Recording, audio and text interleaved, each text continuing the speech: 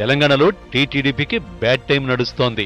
నిన్న మొన్నటి వరకు టీఆర్ఎస్లోకి వలసలతో టీడీపీ సతమతమైపోతూ ఉంటే ఇప్పుడు కొత్త తలనొప్పి వచ్చి పడింది. 2014 ఎన్నికల ఫలితాల నాటికి టీటీడీపీలో 15 మంది ఎమ్మెల్యేలు ఉంటే ఇప్పుడు ఆ సంఖ్య 5కు చేరింది.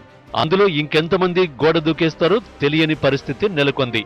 2/3 మంది పార్టీ మారిపోయారు. కాబట్టి టీఆర్ఎస్లో టీడీపీ విలీనమైందన్న కొత్త వాదనలు తెరపైకి వచ్చాయి. ఈ నేపథ్యంలో ఎర్రబెల్లి తెలంగాణ అసెంబ్లీ స్పీకర్ మధుసూదనాచారికి లేఖ కూడా రాశారు. టీఆర్ఎస్ లో విలీనం కావడానికి 10 మంది ఎమ్మెల్యేలు అంగీకరించారని, అందుకే తమను టీఆర్ఎస్ లో కలిపేయాలని ఆ లేఖలో విన్నవించారు. అటు టీడీపీ నేతలు మాత్రం ఈ వాదనల్ని తీవ్రంగా ఖండిస్తున్నారు. పార్టీ ఫిరాయింపులపై స్పీకర్ కార్యాలయం అధికారులకు టీటీడీపీ నేతలు ఫిర్యాదు చేశారు.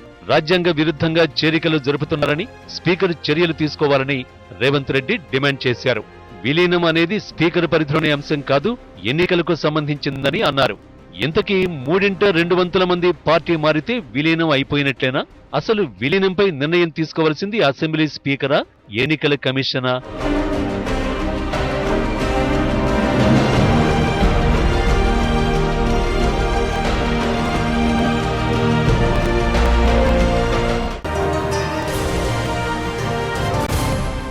తెలుగుదేశం పార్టీ నుంచి టీఆర్ఎస్లో చేరిన కొంతమంది ఎమ్మెల్యేలు మాదే అసలైన తెలుగుదేశం, మమ్మల్ని తీసుకెళ్ళి టీఆర్ఎస్లో కలుపుకుంటున్నాం, మాది మెర్జర్గా గుర్తించాలి, మాది విలీనంగా గుర్తించాలి, విలీనంగా గుర్తించి మమ్మల్ని డిస్క్వాలిఫై చేయకూడదు, అనర్హత ప్రకటించకూడదు అని ఒక వాదన పెడుతున్నారు.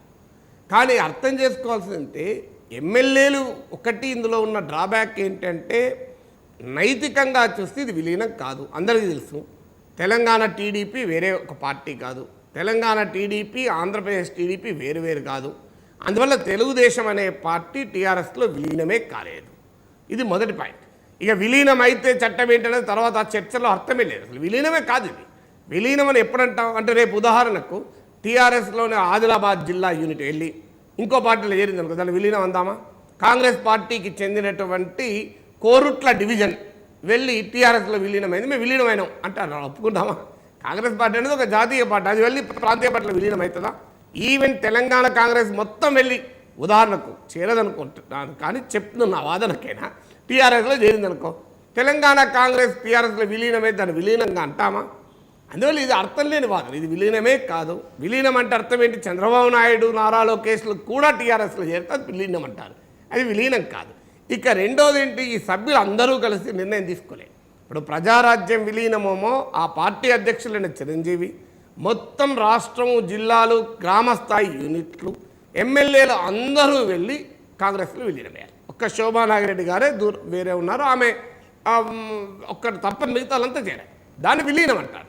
కానీ ఇది విలీనం ఎలా అవుతుంది? ఒక్కొక్క ఎమ్మెల్యే ఒక్కొక్క టైంలో వెళ్ళారు.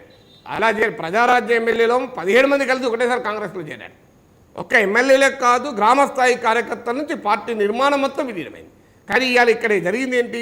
తలసాని శ్రీనివాస్ గారు ఎప్పుడు వెళ్ళారు, షాయన్న గారు ఎప్పుడు వెళ్ళారు, వివేకానంద్ గారు ఎప్పుడు వెళ్ళారు, మీకు ఎర్రవల్లి గారు ఎప్పుడు వెళ్ళారు, నిన్న కాకమన్నా రాజేంద్ర రెడ్డి ఎప్పుడు వెళ్ళారు, రేపు ఇంకెవరు ఎప్పుడు వెళ్తారు? అంటే మీ ఇష్టం వచ్చినప్పుడు వెళ్తూ 1-2 ఏళ్ల పాటు వెళ్తూ మమ్మల్ని అందరినీ కలిపి గంపగుత్తగా with retrospect effect government orders వస్తాయి. అంటే మీకు ఇంకో పలానా డేట్ నుంచి మీకు జీతాలు పెంచుతున్నాం, మీకు వేతన సవరణ జరుగుతుంది విత్ రెట్రాస్పెక్ట్ ఎఫెక్ట్ అని. ఇప్పుడు కూడా వీళ్ళు ఎమ్మెల్యేలు ఏమంటున్నారు? విత్ రెట్రాస్పెక్ట్ ఎఫెక్ట్, ఒక ఏడాది కింద నుంచి మేము చేరుతూ వచ్చాం, మమ్మల్ని అందరినీ విలీనంగా భావించండి అంటారు. ఇది ఎక్కడ రాజకీయంగా అర్థం ఉందా?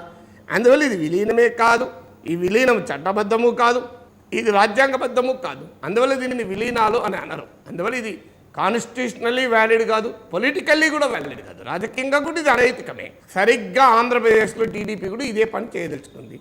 ఎందుకు చేయలేకపోతుందంటే అక్కడికిక్కడికి తేడా ఏంటంటే వైఎస్ఆర్ కాంగ్రెస్ పార్టీకి చాలా ఎక్కువ మంది ఎమ్మెల్యేలు ఉన్నారు, ఇక్కడ టీడీపీకేమో 15 మంది ఎమ్మెల్యేలు ఉన్నారు. తేడా అదొకటే. లేకపోతే వైఎస్ఆర్ కాంగ్రెస్ పార్టీ వాళ్ళని ఇష్టం వచ్చినట్టు చేర్చుకోలేదా? జిల్లా పరిషత్తులు అట్లా కైవసం చేసుకోలేదా? ఇప్పటికి కూడా నిన్న కాకమన్నా అభివృద్ధి కోసం ఎమ్మెల్యేలు వెళ్తున్నారని చెప్పి దేవినేని ఉమ్మ గారితో చెప్పడం లేదా? అక్కడ వెళ్తున్నామో అభివృద్ధి కోసం, ఇక్కడ వెళ్తున్నామో అవకాశవాదమా? ఏదైనా ఒకటే సిద్ధాంతం ఉండాలి కదా. అది ఆ ప్రశ్న టీఆర్ఎస్ వేస్తుంది. ఆ ప్రశ్న తెలుగుదేశం పైన వేస్తున్న ఈ నైతిక ప్రశ్నలో న్యాయం ఉంది. కానీ ఒక రాంగ్ మరో రాంగ్ను సమర్థించదు ఎప్పుడు కూడా. ఏ చట్టము చెప్పదు. One wrong will never commit another wrong. Supreme court కేసులో తీర్పు చెప్తూ చాలా స్పష్టంగా చెప్పింది. ఏదైనా ఒక కేసులో తప్పుడుగా నిర్ణయం జరిగితే అది మళ్ళీ తప్పుడుగా నిర్ణయం చేయమని అడిగే హక్కు రాజ్యాంగం కల్పించదు అని చెప్పారు.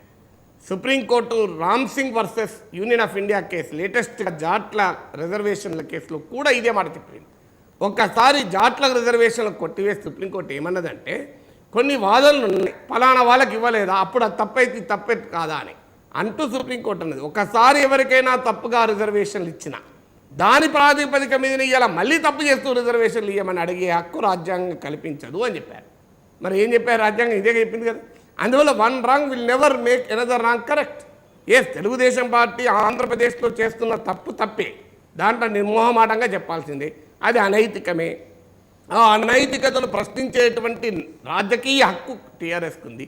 కానీ టీడీపీ అక్కడ అనైతికంగా ప్రవర్తించింది కనుక, నేను అతని కంటే కనుడు అచండమాలన్న కనుక నేను అంతకన్నా అనైతికంగా ప్రవర్తిస్తాను అనే హక్కు టీఆర్ఎస్కి లేదు.